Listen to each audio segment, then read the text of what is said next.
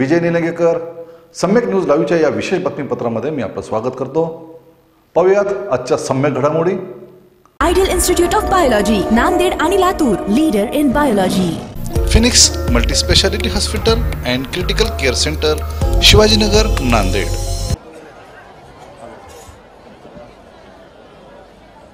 एका गोष्टीची आपल्याला जाणीव झाली असेल की आतापर्यंत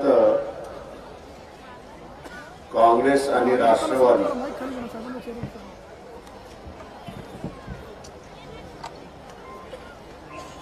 हे आपल्या सगळ्यांना वापरतात.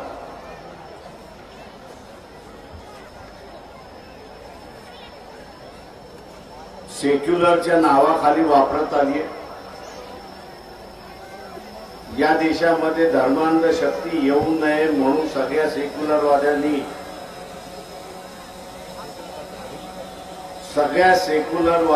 एकत्र आलं पाहिजे काँग्रेसच्या पाठीमागे.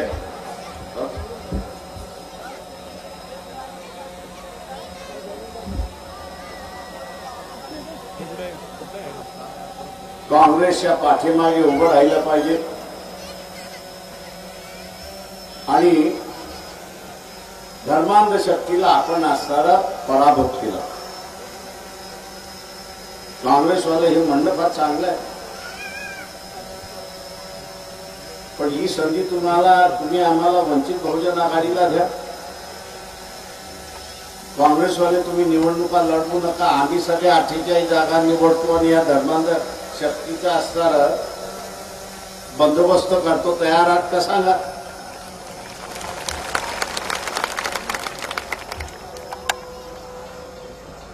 तुम्हीच पराजय कराला ना, आम्ही पराजय करणार नाही. हे काँग्रेसवाले म्हणतात की ते पराजय करतील, आम्ही पराजय करू शकणार नाही. एकदा तरी आम्हाला संधी द्या पराजय करण्याची, एकदा तरी संधी द्या. थोडं मोठं मन दाखवा. उत्तर प्रदेशमध्ये आपल्याला दिसतं की काँग्रेसच म्हणत होती एसपी बीएसपी एकत्र आली तर बीजेपीचं काय खरं आहे. उत्तर प्रदेशमध्ये एसपी बीएसपी एकत्र आली तर काँग्रेसवाले म्हणायला लागले की आम्ही 80 जागा लढवल्याशिवाय राहणार. तुम्ही 80 जागा का लढवला?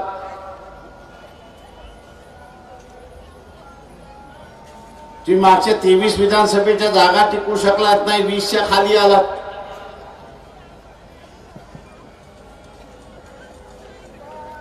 उत्तर प्रदेश सारख्या राज्यामध्ये काँग्रेस बीजेपीने 70 जागा जिंकल्या आणि आपणच म्हणत होता की एसपी बीएसपी एकत्र आली तर बीजेपीचं काही खरं नाही. आज एकत्र आले आणि बीजेपीला हरवायला लागल्यानंतर काँग्रेसवाले दुधामध्ये मिठाचा खडा टाकायला लागले. काँग्रेसवाले दुधामध्ये मिठाचा खडा टाकायला लागले आणि दूध फाटेल कसं असंच बघायला लागलं. आम्ही 80 जागा लढवणार.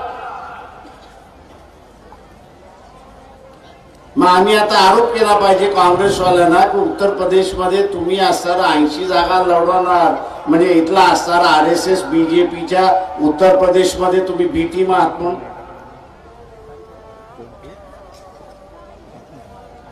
उत्तर प्रदेशमध्ये ज्या निवडणुका लढवताय ते असणारं मतं खाण्यासाठी लढवताय का, हा आरोप आम्ही केला पाहिजे का? काँग्रेसवाल्यांनी राजकीय शहाणपण थोडंसं ठेवलं.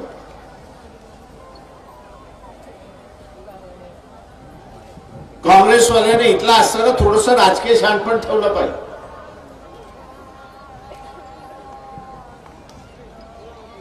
ते शहाणपण ठेवलं नाही.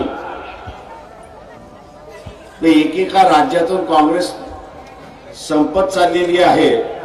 काँग्रेसवाल्याने मोदीला तरी खरं करू नका एवढं तरी पाळा.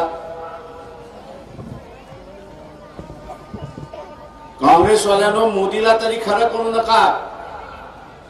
का भारत मुक्त काँग्रेस असं त्यांनी नारा दिलाय. मोदी मुक्त भारत होईल हे आहे, पण त्याच्याच बरोबर काँग्रेस मुक्त भारत होतो की काय ही सुद्धा चर्चा सुरुवात झाली. कारण काँग्रेसचं वागणंच तसं. मी इथला उमेदवार जाहीर केला असता नाही असं नाही. काँग्रेसवाले पुन्हा म्हटले नाही MIM बाजूला झाला आता आम्ही जोडू शकतो. 5 दिवस झाले आमच्याशी बोलणं फक्त वर्तमानपत्रातून टीव्ही मधनं होतं.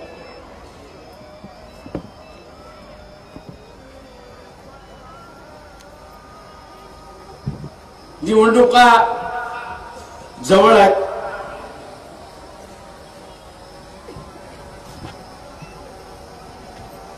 या धर्मवादी मनुवादी RSS BJPच्या सत्तेतून घालवायचं आहे आणि म्हणून आम्ही जबाबदारीने वागतो, विवेकाने वागतो. पण काँग्रेसवाल्यांना निश्चितपणे सांगतो की आम्ही गोंडवाना पार्टी सारखे वागणार नाही तेवढं लक्षात. तेव्हा मध्य प्रदेशमध्ये 3 गोंडवाना पार्टी होत्या आदिवासींच्या. या 3 आदिवासींच्या पार्टी एक झाल्या कारण का आदिवासी संस्कृतीवरती हमला व्हायला लागला.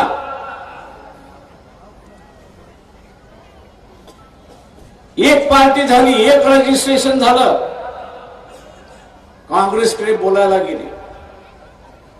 4 महिने त्यांना काँग्रेस खेळवत राहील.